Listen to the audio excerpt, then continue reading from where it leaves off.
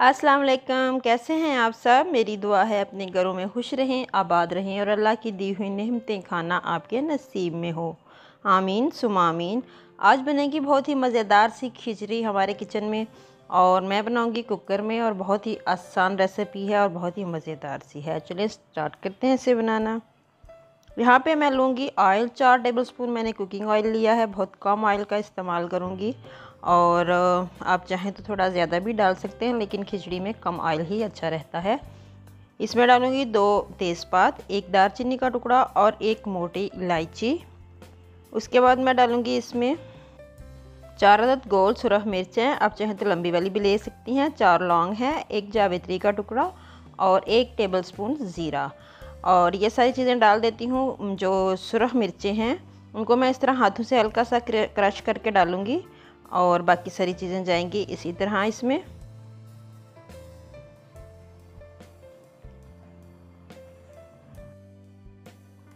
इसको मीडियम आंच पर भून लेते हैं तकरीबन 2 से 3 मिनट तक।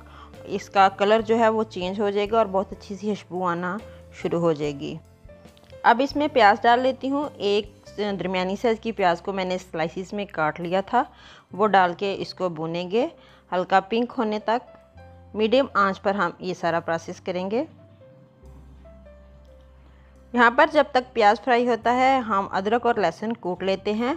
यहाँ पे मेरे पास 2 इंच का टुकड़ा था अदरक का, उसको मैंने काट लिया है, और 5 से 6 जवे लहसुन के थे। मोटा लहसुन जो होता है वो है, और इसे कूट लेते हैं बहुत अच्छे से। अगर आप कूट के डालेंगे तो बहुत अच्छी खुशबू आएगी इससे। तो ये मैंने कूट लिया है। अब ये भी डाल लेते हैं इसके अंदर।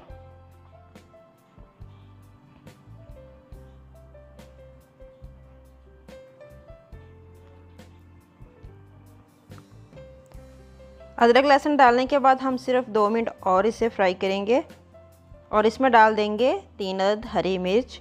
डंडियाँ मैंने काट ली थी, इसी तरह डाल दी हैं। 1 टेबलस्पून नमक डाला है इसमें।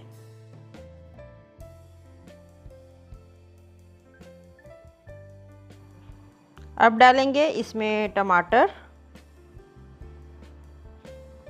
एक छोटे साइज़ की टमाटर को मैंने काट लिया था स्लाइसिस में, वो डाल दिया है इसमें।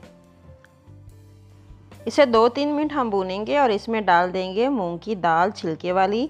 दाल को मैंने भिगो दिया था, तकरीबन 15 से 20 मिनट हो चुके हैं मुझे इसे भिगोए हुए। आप चाहें तो छिलके के बगैर भी ले सकते हैं, लेकिन खिचड़ी में छिलके वाली दाल ही ज़्यादातर इस्तेमाल होती है। अब मैं इसमें डाल रही हूँ 1 गिलास चावल। चावलों को मैंने तकरीबन 20 से 25 मिनट पहले भिगो दिया था, और आधा पाव मूंग की दाल थी। इसे डाल के थोड़ा सा हल्का सा मिक्स करूँगी, और इसमें डालेंगे पानी। पानी हमने थोड़ा कम डालना है। 1 गिलास चावल थे तो मैं इसमें 1.5 गिलास पानी डालूँगी। अगर आप हांडी में बना रहे हैं तो आप इसमें 2 गिलास पानी के डालेंगे। तो 1 गिलास मैंने डाल लिया है, और ये आधा गिलास मैंने अब डाला है। अब हम इसको पकाएंगे इसी तरह ढक्कन खोल के। तकरीबन 3 से 4 मिनट हम जब पकाएंगे तो पानी इतना रह जाएगा जितना आप देख सकते हैं।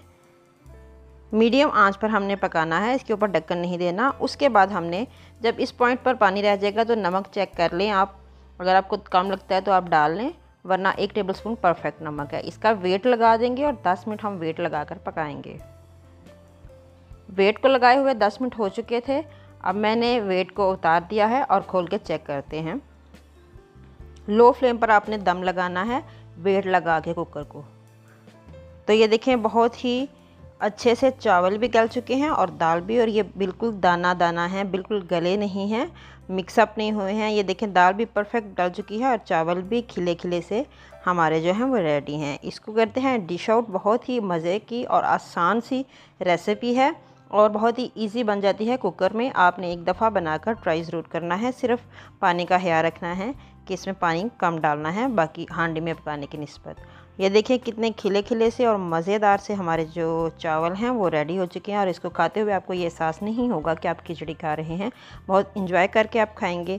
इस रेसिपी को ज़रूर ट्राई करना है। मुझे इजाज़त देनी है। अगली रेसिपी तक मिलती हूँ नेक्स्ट रेसिपी के साथ। तब तक के लिए दुआओं में याद रखिएगा। अल्लाह हाफिज़।